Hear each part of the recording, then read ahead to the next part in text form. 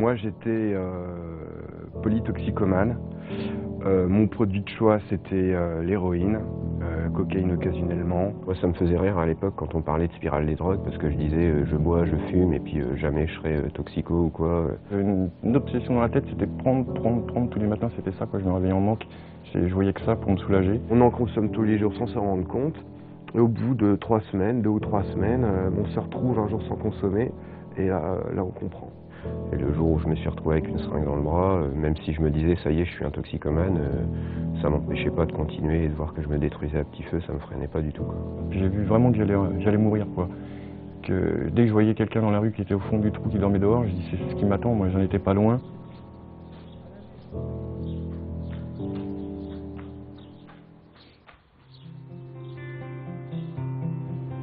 Un jour de mai ensoleillé dans le Val d'Oise. Ces hommes qui témoignent à visage caché sortent d'une cure de désintoxication. Pour se débarrasser définitivement de la drogue, ils ont décidé d'intégrer cette structure.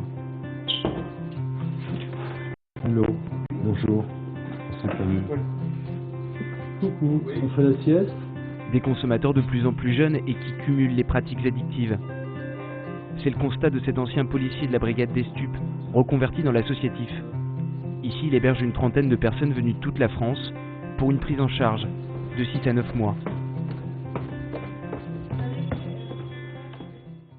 Il faut du temps pour se rétablir. Donc l'important, c'est de leur laisser le temps de retrouver progressivement une santé et une condition physique et psychologique pour retourner vers l'emploi, vers un cadre familial ou vers en tout cas une autonomie durable. La plupart des centres de post-cure parlent plutôt de 1 sur 3. Nous, on approche plus les 2 sur 3 qui durablement vont se maintenir dans l'abstinence. À l'origine de ces bons chiffres, une technique développée aux États-Unis, le modèle Minnesota. Ici, c'est abstinence totale pour les patients et groupe de parole derrière ces rideaux pour un travail sur les émotions. Produits de substitution ou fuite géographique, beaucoup ont essayé de se libérer seuls de la dépendance, avec comme souvent la rechute à la clé. J'ai connu ce qu'on appelle les traitements de substitution, Subutex en l'occurrence pour l'héroïne, et ça change rien. C'est vrai que ça permet d'atténuer le manque physique qu'on peut ressentir si on ne prend pas d'héroïne, mais en aucun cas on travaille sur le psyché. Et c'est ça qui est vraiment, c'est là que le combat se passe, quoi. Pour moi, il y a vraiment que l'abstinence totale qui fonctionne, quoi. Les traitements de substitution, j'en ai eu 2, donc au Subutex et à la méthadone. Le Subutex fonctionnait pas parce que je le détournais, je me l'injectais. Et puis la méthadone a quand même fonctionné, c'est-à-dire que j'avais 6 ans de traitement normalement mis en place. Donc ça m'a permis d'arrêter l'héroïne. Mais une fois qu'au bout de 3 ans que j'ai réussi à boucler mon traitement de méthadone, la maladie s'est déplacée, c'est-à-dire que je fumais beaucoup plus, je buvais beaucoup plus.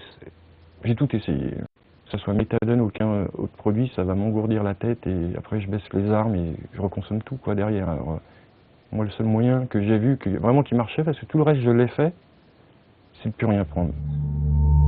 La France serait en retard en matière de suivi post-cure. C'est le coup de gueule de cet ex-narcodépendant, aujourd'hui thérapeute. Seuls 3 centres de soins utilisent le modèle Minnesota dans l'Hexagone. La pratique se fait avec des thérapeutes qui sont tous d'anciens toxicomanes ou d'anciens malades alcooliques, stabilisés bien entendu. Donc il y a une compréhension, il y a une empathie qui va se créer directement. Je pense qu'en France on travaille beaucoup sur la substitution. La substitution n'apporte pas la liberté. Quand on prend un petit peu de quelque chose, ça va conduire inexorablement à prendre davantage ou à retourner vers le produit de choix.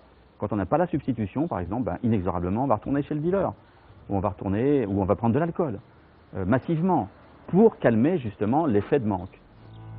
Consolidation du sevrage, réinsertion sociale et professionnelle.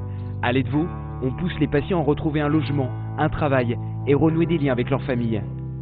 Après plusieurs semaines, tous ont décidé de démarrer une nouvelle vie sans la drogue.